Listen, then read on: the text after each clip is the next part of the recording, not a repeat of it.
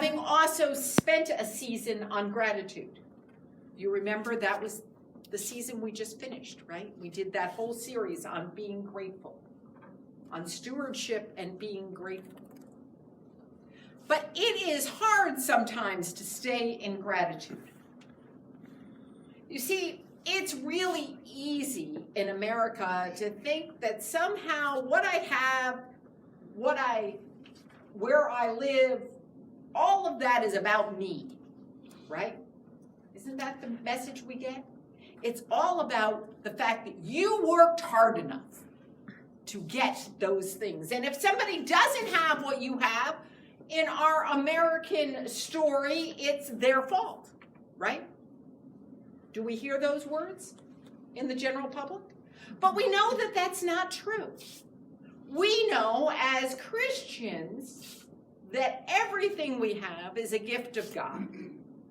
And we know as people of knowledge that we live in the midst of systems that mean for some people the opportunities are greater than for other people.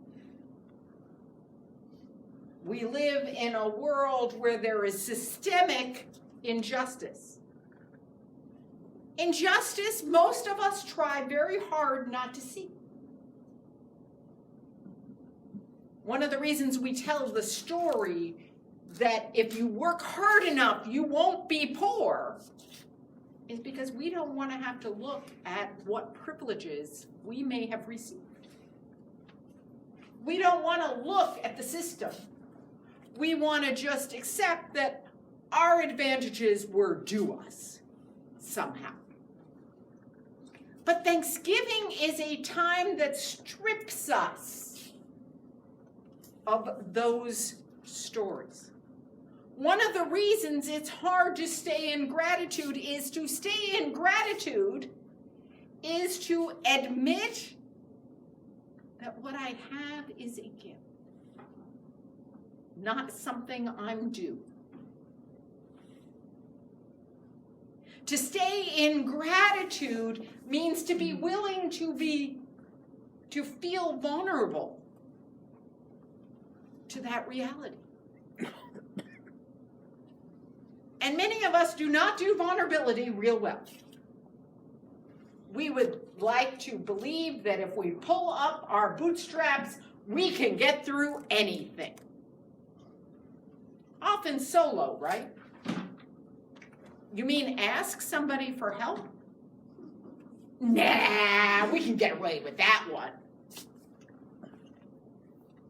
And yet, we're part of a faith that says we're all family. We're part of a faith that says the strength and the ability to change and make things just comes from the bottom and is about us working together.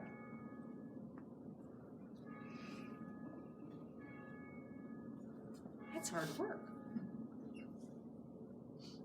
And Thanksgiving, on the one hand, I know American Thanksgiving, we've made it look like Norman Rockwell has come to our house. Taken that picture. How many of you try to get that picture? You know?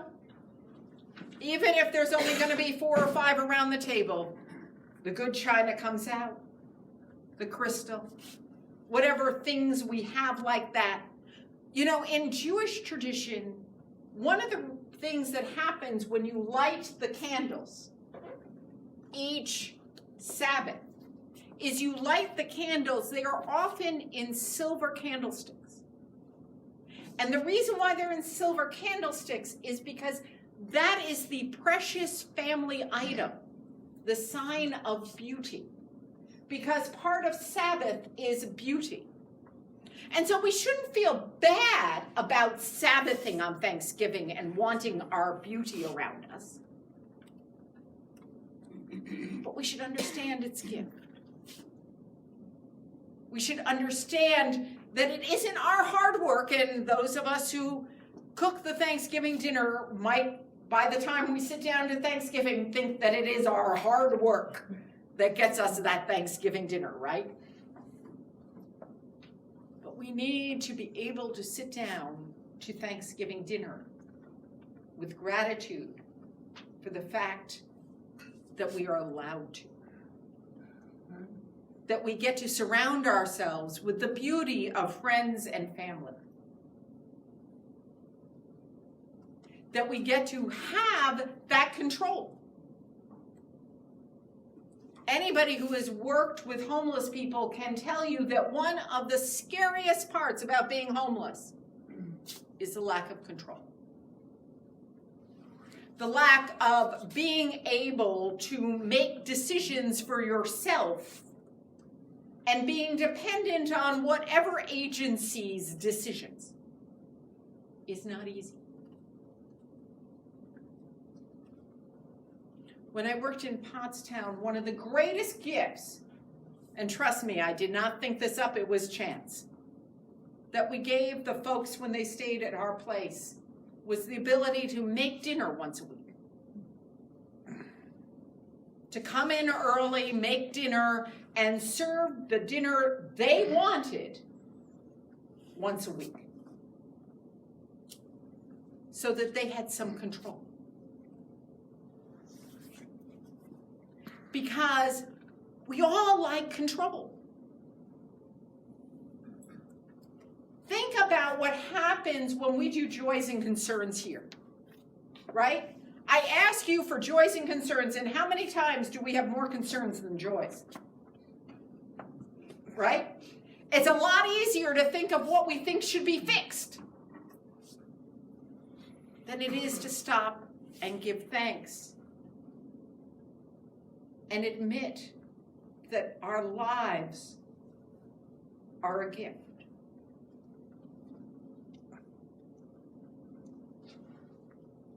When was the last time that as you stopped to do the bills, you gave thanks?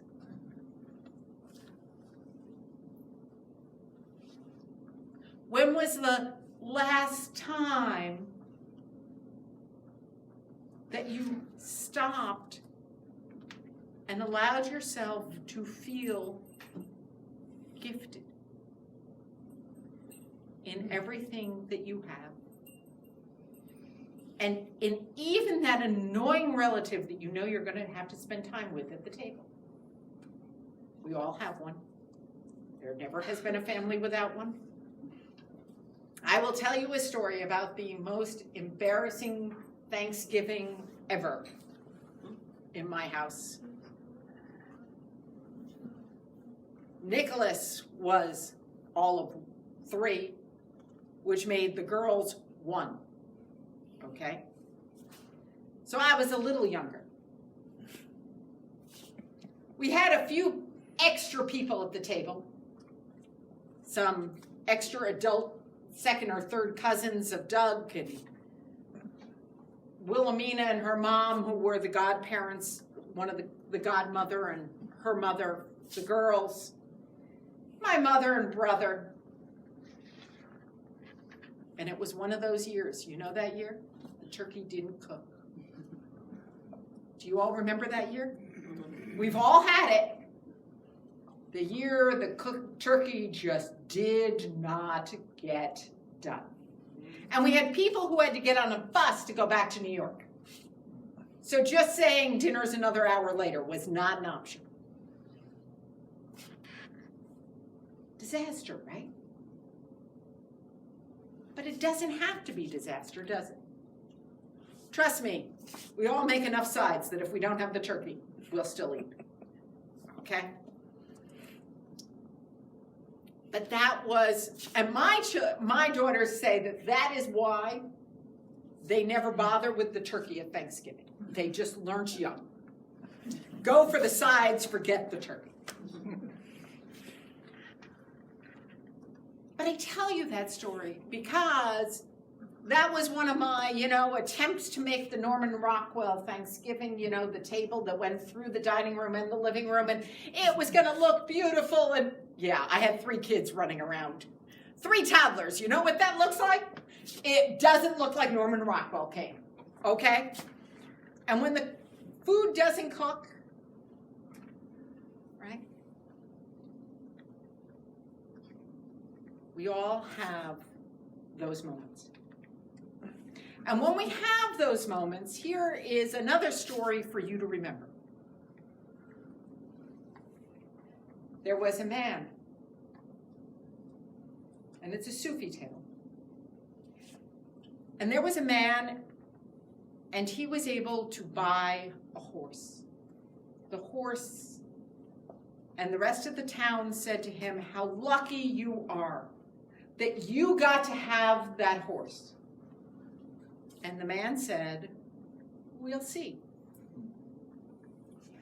And about 6 months later, his son, who was riding the horse, fell off the horse and he broke his leg. And all the people in the town said, "Oh, you are so unlucky to have had your son fall and break his leg. What a disaster. God must not like you." And the man said, "We'll see." And a few years later, there was a war, and the army came through, and they took all the young men except for his son, because his son had had a broken leg and wasn't able to march. And the people said, "Oh, you are so lucky." And the man said, "We'll see."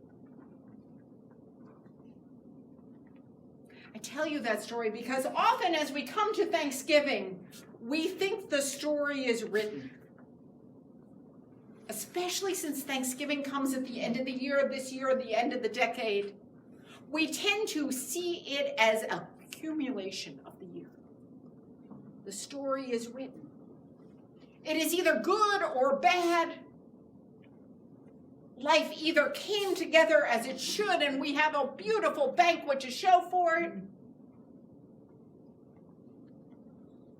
or it didn't. And then somehow it's terrible and we are cursed. But as the man said, we'll see.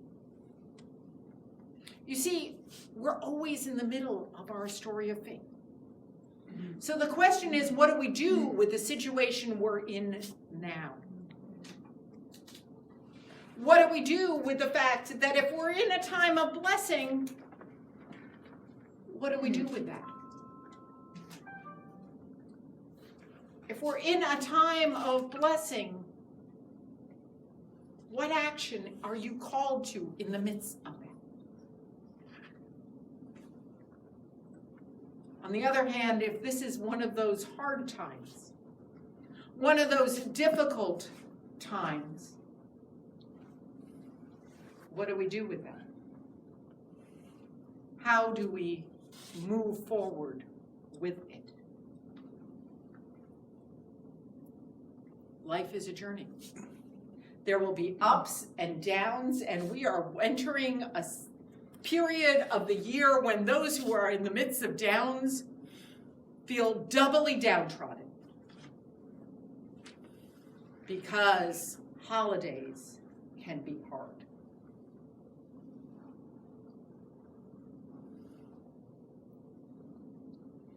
And often, if we're in the midst of a season of gratitude, a season when things are good, we don't even see how hard it is for our neighbor.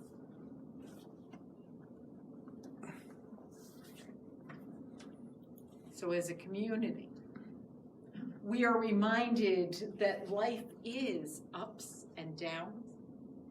We are reminded that as a community, we are called to actively give thanks and share the bounty. One of the reasons why we have these times of gratitude, these times when life is good, is because then God is expecting more of us. When life is hard, when you don't have much to share, you know what? You don't have much to share. But when life is good, when you have what you need and more, then you are responsible for sharing that with people who don't.